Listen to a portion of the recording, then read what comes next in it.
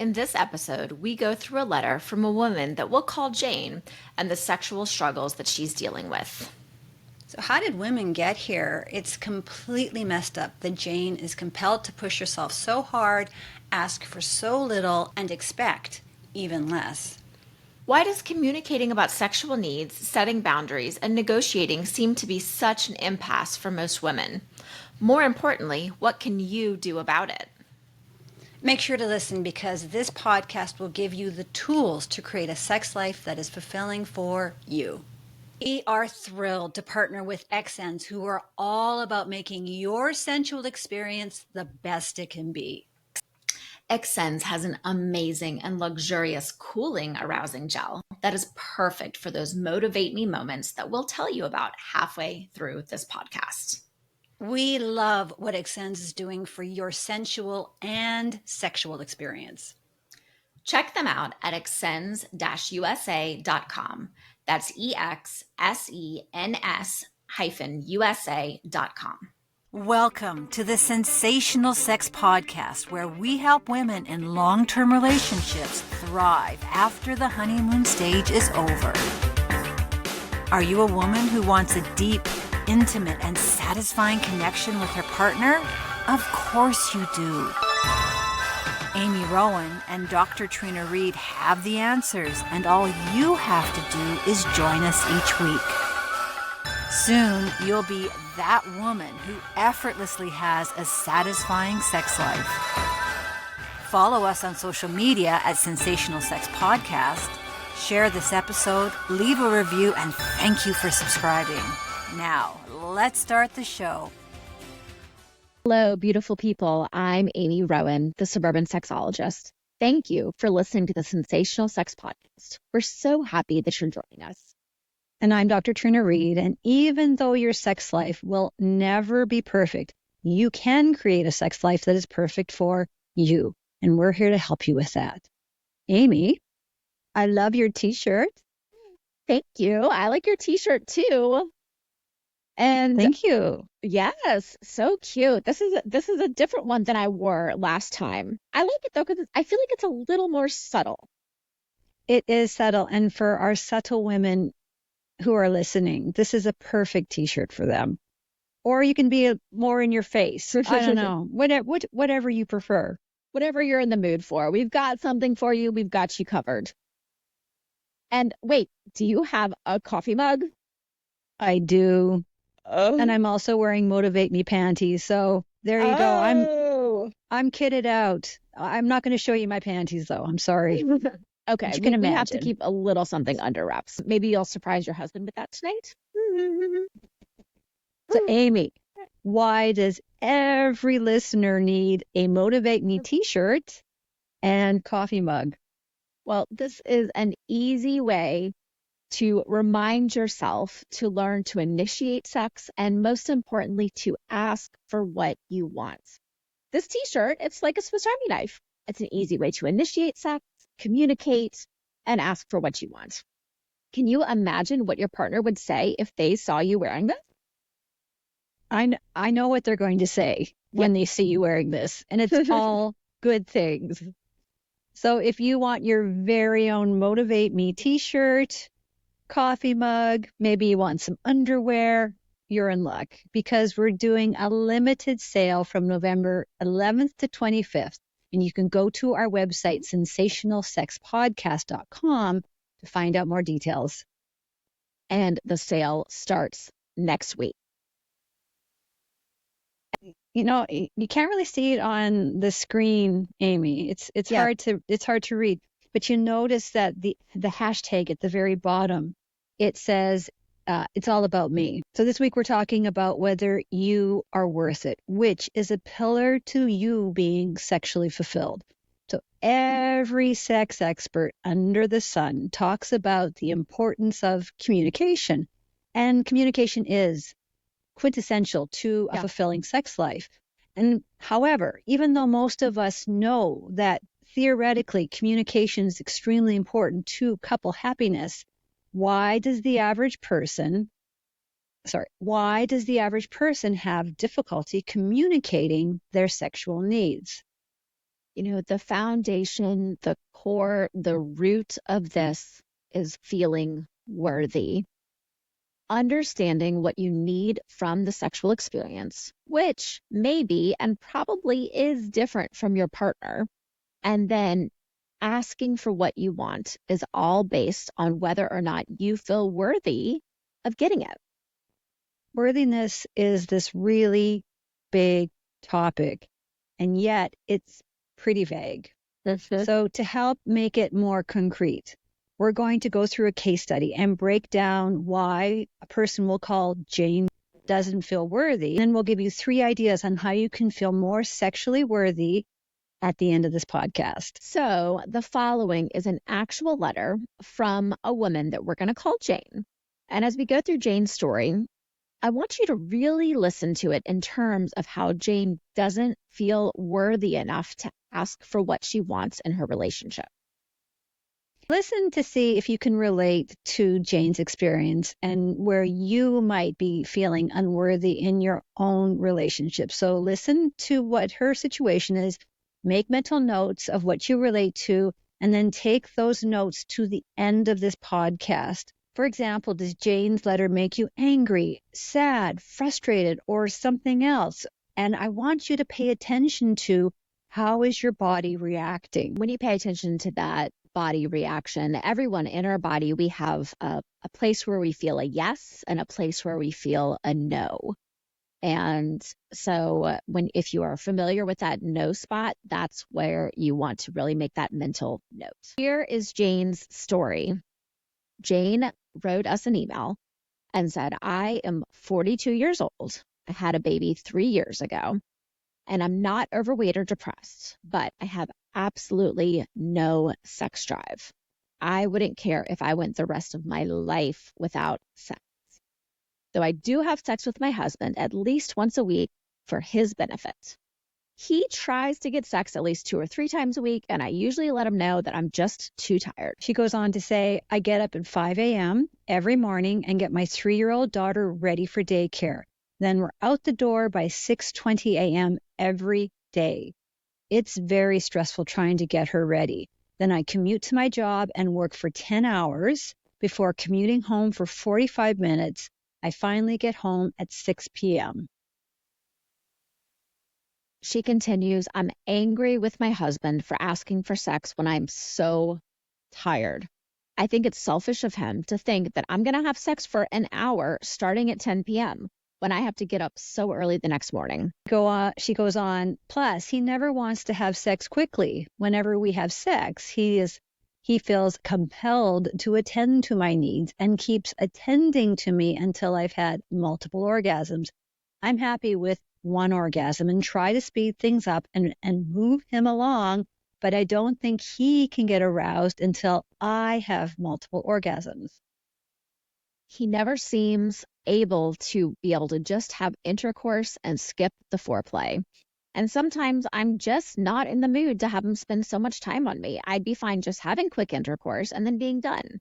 So I avoid sex completely because it's so involved. It just takes so much time and effort. During most of our sexual encounters, I don't fake orgasms, but I do think of other stuff, mostly that I'm not into the sex. I wonder why he can't just move it along. He has no idea I don't really enjoy our sex because I do have orgasms and tell him how great it was each time. Is it wrong to keep this up? I love him and I don't want to make this an issue in our marriage, but I am miserable inside because I feel that every time we get into bed or if I ask for a massage or some other touch, he turns it into sex. And I've never had a big sex drive, but it has diminished completely after the baby. What should I do? I think the big question is, why are women still here? Let's just acknowledge how completely messed up it is that Jane is compelled to push herself so hard, ask for so little, and expect even less. And the real sad thing here is Jane is the norm. This is not the exception. But her situation could be fixed relatively swiftly and efficiently if she had a direct conversation with her partner. ding, ding, ding, ding, ding. That's what this podcast is all about, and what we as women are working towards, believing we deserve to easily have a conversation where our sexual needs matter just as much as our partners, that you are sexually worthy. And in order for Jane to move into believing that she's worth having the sex that she wants, there needs to be a shift in her mindset from negative to positive.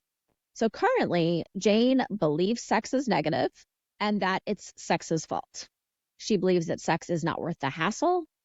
And to be clear, sex is a neutral state that we attach emotions to, meaning this isn't sex's fault. Yeah. So instead of pointing the finger of blame at sex, Jane needs to put the finger back on herself and ask why she doesn't feel like she can have that difficult conversation. You know what? I get why she can't. I mean, she's got a busy life. She is a young child. She's commuting. She's got an intense job, and sex is just at the bottom of her list. And for her, it's not worth the trouble. She doesn't want to create conflict. She doesn't want to walk into that. And that means taking on uncomfortable partner issues. Sounds like, generally speaking, their relationship sounds pretty solid. So she doesn't want to rock that boat. She doesn't want to communicate her frustrations. And she doesn't want to share this resentment that she's been able to avoid. And she has no desire to deal with it right now. Yeah. And I also get it. I was in Jane's shoes not so long ago, and I remember spinning the plates and trying to, putting one more plate to spin. It just felt like everything would come crashing down. However, shifting your mindset from negative to positive is a non-confrontational way to get rid of shame and build your sexual self-confidence. I think that there's so many women that can relate to Jane, and certainly I can as well. And, as you look through this, I think there may be some people who are saying, poor Jane, her husband makes sure she has multiple orgasms before, whatever. Like, I can't even get my husband to give me one orgasm. So, but, the thing that I would encourage Jane to look at here is we have sex for different reasons, and there's different types of sex. And sometimes it is a quickie night, and sometimes you've got more time to be able to do the long, drawn-out thing. Having that same type of required obligatory sex over and over again, not only does it build resentment, but it also is boring. I also find that generally, not all men, but a lot of men prefer direct communication. So if she just had a direct conversation with her husband, yeah, there might be some unhappiness.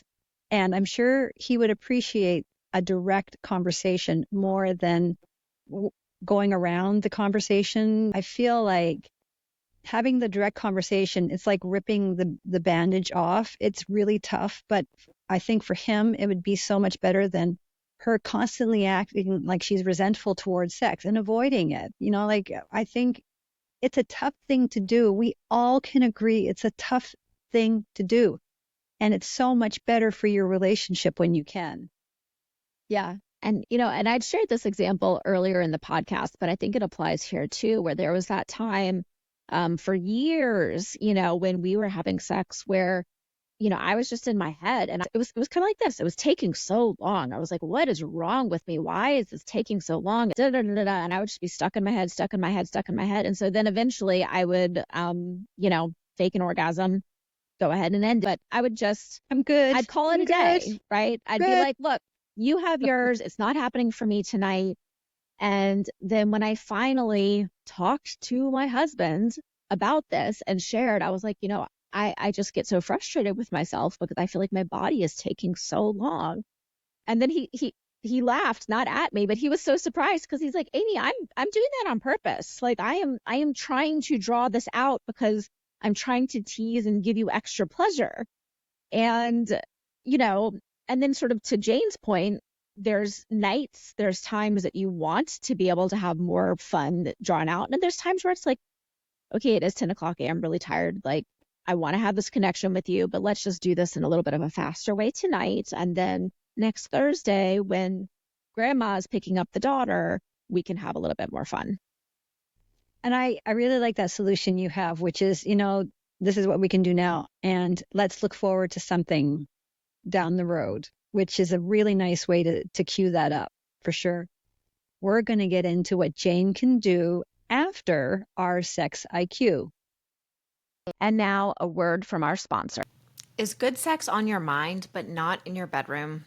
Well, we hate to be the bearers of bad news. After helping couples for over 25 years, I can confidently say couples who have a fulfilling sex life do these 3 things. I'm Amy Rowan, the suburban sexologist, and women quickly lose interest in orgasm-focused sex.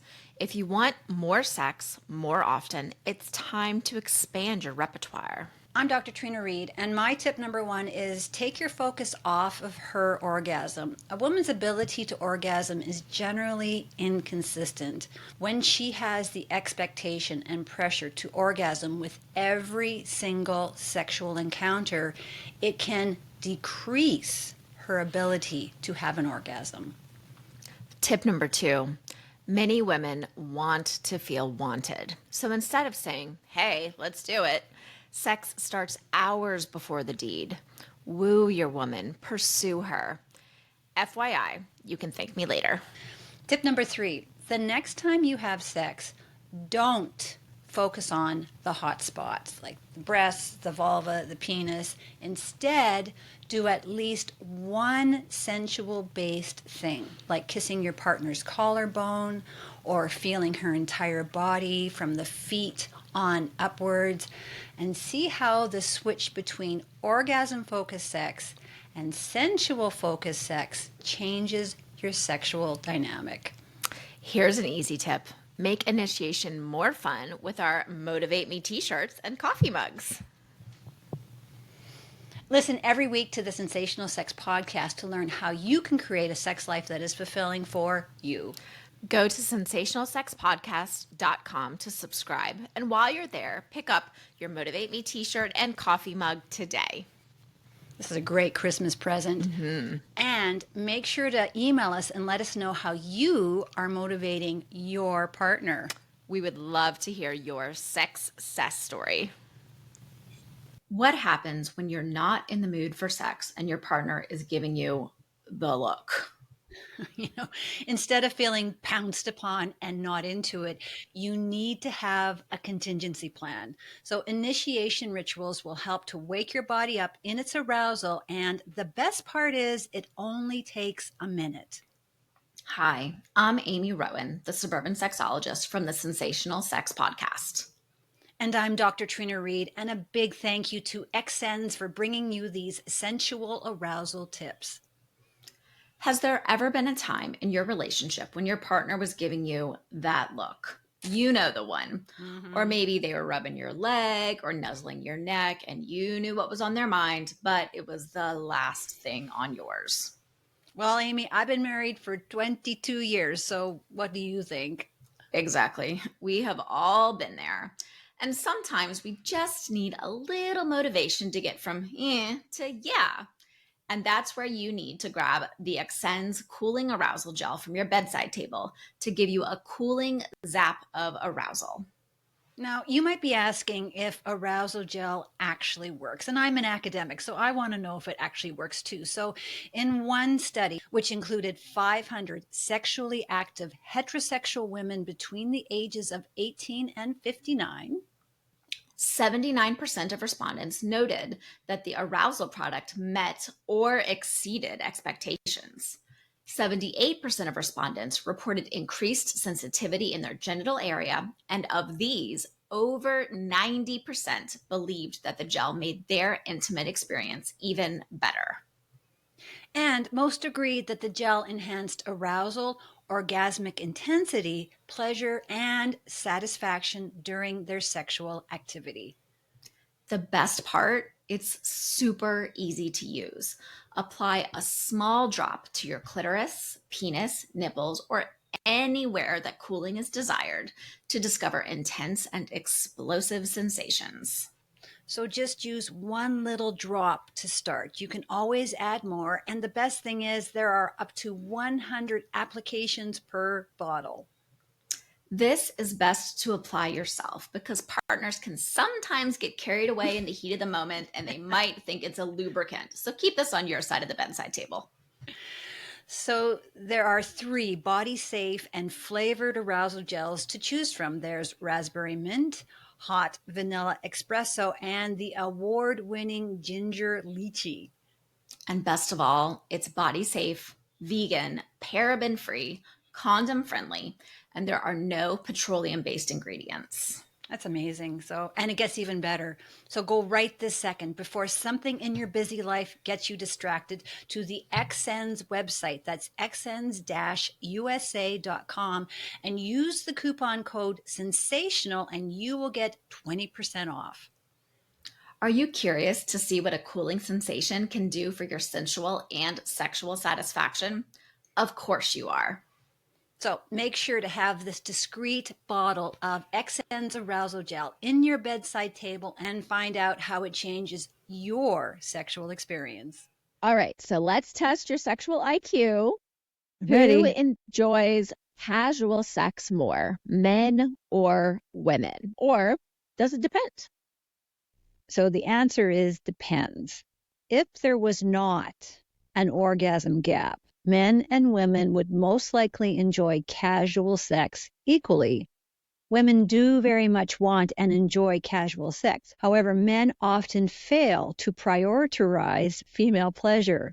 One study of college students found 91% of men and 39% of women always or usually orgasm during a sexual hookup. And this study found that orgasm rates don't vary by sexual orientation for men, but, and I think this is fascinating, they do for women. Lesbians are more likely to orgasm, with one study showing that 86% reported usually to always having orgasms. Well, it makes sense. I mean, if you're with another woman, she's going to know where things are and how to do things, and that's going to be her priority. I don't know.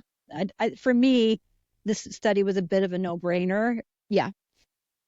No, I think it does make sense, but I think it also highlights the disconnect, right? Another part of the study showed that in first-time hookup sex, so the statistics we shared was sort of overall, but first-time hookup sex, 55% of men and only 4% of women, 4% experience an orgasm in first-time hookup sex. So, when you look at that, you just see how big that gap is. And then honestly, I kind of question that 55% though. I feel like that number should be higher, but who knows? I feel like if women felt more sexually worthy, she'd be able to have that conversation with a hookup partner. Hey, do a Samantha Jones from Sex and the City. Yeah. No, you're not doing it right. No, keep down there, stay at it. We aren't bold enough like that. And so we don't have an orgasm. And I'm not blaming women. And certainly that has a big part of why we're not enjoying our hookup sex. I think if you're looking at casual sex, if you're looking at hookup sex, things like that, communicating, I think for most people, they need to feel safe in order to really be able to communicate. I think in this particular conversation, what we're talking about, I think it would be great if we could all take a page from the Book of Kink, because in Kink, before they ever get into the scene, before they ever get into the sexual experience, they have very explicit conversations about what you want, what you don't want, what is okay, what is not okay. And they really, really lay it out. And I wish that was something that everybody did prior to any sexual experience. I think with consensual sex now, it is changing a little bit where there is a fraction more things being discussed to make sure that everybody is consensual in this experience. I think it's not a lot, but we're moving the right way, in the right direction. Yeah, I agree. I think there's more conversations around it, more awareness. And, those of you who are listening to the podcast, it starts with you. It's that time of the podcast where we put on our sexologist hats and give you practical ideas on how you can feel worthy. So first, what we're going to do is unpack Jane's experience, and then we're going to pull some key lessons about how Jane can reasonably turn her situation around. Though there are several good reasons Jane has low desire and arousal, we're going to take the emotions out and we're logically going to break down her story to understand why. So Jane is exhausted. She's exhausted from lack of sleep. She's exhausted from stress. She's running on empty, and she feels like she has very little time to herself. Jane can orgasm and is okay with the bodily act of sex, so she can rule out any medical issues. She walks into the sexual experience full of resentment and anger. And she puts her needs a distant second to her husband's needs. Even though he does make sure that she comes first, she experiences multiple orgasms with most sexual encounters, and yet she still does not desire sex. So there has to be more to her sexual fulfillment than simply having an orgasm. Yeah.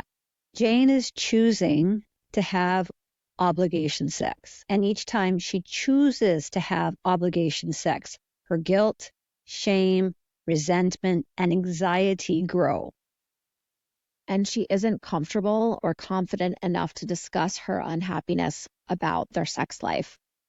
But she feels miserable inside. Those are her words, because when she asks for her needs to be met, it turns into something that she doesn't want, which is long, drawn-out sex. Jane, I'm doing that. I can't believe this. Jane believes this is her fault. She says, is it wrong to keep this up? And there's something wrong with her. She says, I've never had a big sex drive. To be clear, Jane is not broken. The sex she is having is broken. Jane is fine. I just had to say that. Her lack of sexual desire and arousal are a natural response to the demanding situational factors in her life. Jane needs to let go of the shame and self-blame. So how do you think Jane's relationship and sex life could change if she assertively discussed one or all of these points with her husband? How do you think her husband would react to hearing this? What do you think? Realistically, I think he'd be upset. And I think when we don't tell our partner anything for a long time, like it doesn't have to be sex, but if we're keeping a secret from our partner, of course they're going to be upset when they first hear it. But once it's out there, you can start setting some sexual boundaries. And I find that women who don't feel worthy are absolutely unable to set sexual boundaries with their partner. Yeah. The other thing too is, I think so often, and again, this is the nurturer, this is the carer in us. And, her fear of him being upset, her fear of rocking the boat is what's holding her back from sharing this. But, the other thing to consider is he might be grateful to hear what she's really experiencing. I suspect that he probably already kind of knows this. I think that he may have some inclination, and having it finally validated, having her finally speak up and say, look, this is what I'm experiencing. This is what I'm feeling. I would really prefer to do this instead. And then opening up to that honesty. I always like to assume the best, but prepare for the worst. So there's a possibility too that he might just say, I'm so glad you finally shared this with me. What can we do? How can we work this out? How can we make this into something positive for both of us? Amy, let's talk about what Jane can do. So Jane's busy life has her rushing around with a demanding job and a toddler, and her sexual experience needs to evolve to suit her new life circumstances.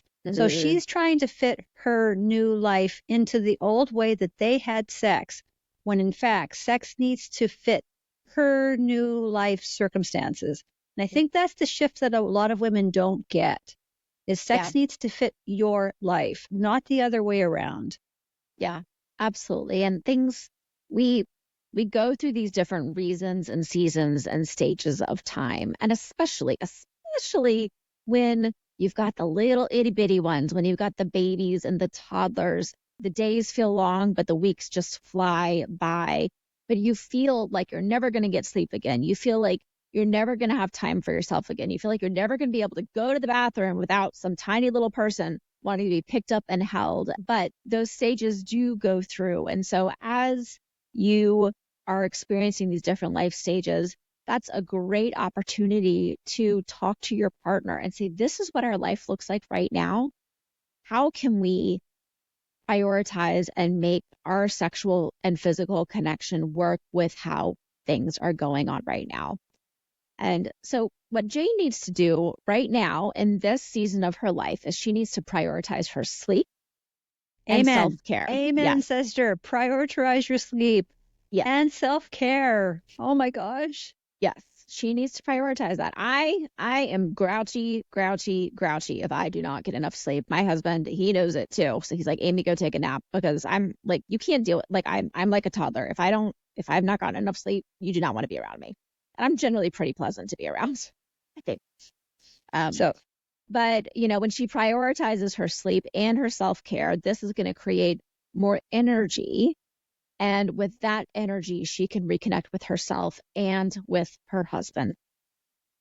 Now, the best case scenario is she has a conversation with her husband and says, dear husband, sometimes sex is going to be about what you want, multiple orgasms and intercourse. And sometimes sex is going to be about what I want. However, this means she would need to assertively discuss, set boundaries, and negotiate her needs with him. And what this means, and this is the really hard part, especially for someone like me who likes to avoid conflict at all costs, but you're potentially walking into that conflict. Being able to communicate your sexual needs, setting boundaries, and negotiating can really seem to be like an impasse for most women. They don't want to rock the boat. They don't want to say anything because they're afraid of that conflict. Yet, avoiding conflict is the reason women stay stuck. The majority of women actively avoid walking into a complicated mess, especially when it involves sex. And the thing is, avoiding conflict is why women stay stuck and feel miserable inside for the rest of their lives, or until they move on to their next relationship. If you're listening to this podcast, you are worth so much more than this. Yes. Your partner and your relationship deserve to have you being your fully sexually expressed self. And it starts with you taking control of your sexual narrative. So how can Jane, aka you, take control of the sexual narrative? Without a doubt, this is going to include some fights, some uncomfortable feelings, setting much needed sexual boundaries, and perhaps a few awkward sexual moments. And you have to say to yourself, I am worth this. I'm worth working through this. And you know what bubbles up for me as we're talking through Jane's, situation is, she's resenting this long, drawn out, multiple orgasm sex, which in essence, right? Again, that sounds like something that a lot of women wish that they had, but she's so tired that even though her body is able to do this, is doing this, she's not enjoying it. It's building that resentment. I would venture to say that Jane has this conversation with her husband. They work their way through these uncomfortable feelings. He accepts, he compromises and says, okay, so there's going to be some times that we're going to do kind of quickie sex that will help her allow herself to enjoy those long, drawn out, multiple orgasm sessions more in the future. When she actually says, this is something that I need to happen, she's building her sexual self-confidence. She's building her positive sexual mindset. And those are the two things that are going to turn her situation around. So, it doesn't have to come with a lot of conflict. Like we think about confronting our partner and it's going to be a big, big mess. When in fact, when you start working on your positive sexual mindset and your sexual confidence, I find that these things naturally just fall into place. So you're anticipating to have a conflict when in fact, it just happens. I know this to be true because I've seen it in my own relationship where something was really bugging me. I turned my mindset around and suddenly the kids are doing their chores and my husband is doing, and I didn't even ask them to do this. It just happened. It didn't just happen. I changed the way I was thinking around it. And I know that sounds pretty woo woo to some of our listeners, and they've done studies to show that this works. So, if you don't like the conflict and you want to start feeling a lot more worthy and start setting sexual boundaries and all of that, it starts with your positive sexual mindset.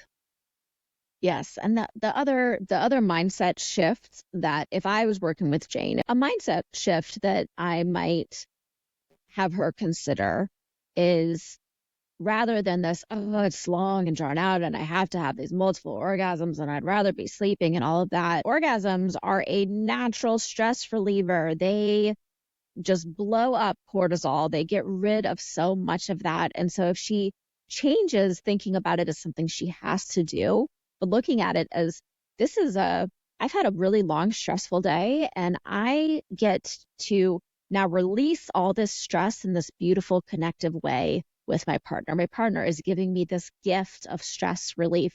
And I might only want it once a week or maybe every other week. Or maybe only after I've had a big presentation, or I don't want it on big presentation day. I need it the day after. But if she can start to identify and change the way that she's thinking about that, as this is actually something that's going to help relieve my stress rather than add to it. And again, it's just a mindset shift right there. And we'd love to hear from you. What advice would you give to Jane to help her feel comfortable sticking up for herself and her sexual needs, to help her stand her ground, open up and discuss with her husband, knowing that it will probably cause stress in the relationship? So what would you do? We want to hear your thoughts. Absolutely. So shoot us an email at sensationalsexpodcast@gmail.com and let us know, what would you say if Jane believed the upheaval really wasn't worth it? If you're still stuck, remember that our Amy over here, she is an amazing sex coach. So as you can hear from this podcast, she's excellent and will help you feel worthy and get unstuck. So let's recap, Amy. In order to feel worthy and sexual and self-confident, taking a step back and factually looking at the many areas that are affecting you to feel worthy. So pick one area that you want to work on. Is it communicating your needs, or setting boundaries, or negotiating? Instead of actively avoiding conflict, what would it look like if you stayed in that difficult conversation and followed the awkward conversation all the way through to the end? What would it look like instead of you being a passive player and you took control of your sexual narrative? Take one small step. Remember, your success comes to you with your follow through. So celebrate when you've done something and then take your next small step. And I'd like to just mention that it's not success, it's success. And if you like our Motivate Me t-shirts, you can get yours during our Black Friday merch event. So if you want your very own Motivate Me t-shirt and coffee mug, you're in luck. We're having a limited sale from November 11th to 25th. And so go to our website, sensationalsexpodcast.com, to find out more details. Until next time, stay sexy. On next week's podcast, do you feel sexy? What does being sexy even mean? The closer you get to being your most authentic self, the more self-worth, self-esteem, and confidence you will naturally have. I am Dr. Trina Reed. And I'm Amy Rowan, the suburban sexologist, and we're so happy to help your sexuality thrive after the honeymoon stage is over. In this episode, you'll find out how you can download your free sexy checklist that you can do with yourself and even better with your friends. Sexiness is being authentically yourself, and we give you 5 characteristics of a sexy person. Amy and I then answer 10 of the Are You Sexy quiz questions, and you get to find out if we pass the sexiness test. Make sure to listen because this podcast will give you the tools to create a sex life that is fulfilling for you. Are you ready to experience more passion and more pleasure? In my suburban intimacy practice, I offer one-on-one sex and intimacy coaching for women and couples.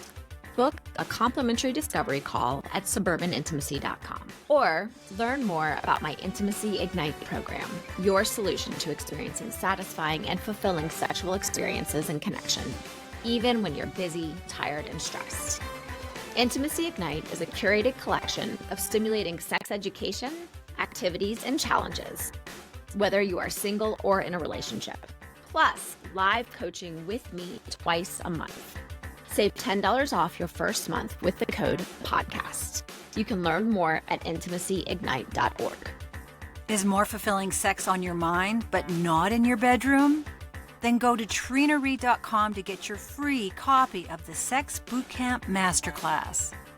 While you're there, check out my award-winning fiction book, The Sex Course, that went to #1 in its Amazon category 3 days after launch. Both the Sex Course and Sex Bootcamp Workbook are available in audiobook.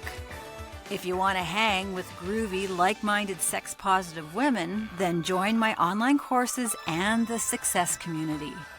It's your time to create the sex life of your dreams. It all starts at trinareid.com. Did you love what you learned today? Share this episode with someone who needs it. Friends don't let friends have bad sex. Leave a review for this episode and follow, like, or subscribe on the listening app of your choice. We love hearing from our listeners. Email us at sensationalsexpodcast@gmail.com. You can follow us on all social media platforms at sensationalsxpodcast and join our mailing list at sensationalsexpodcast.com.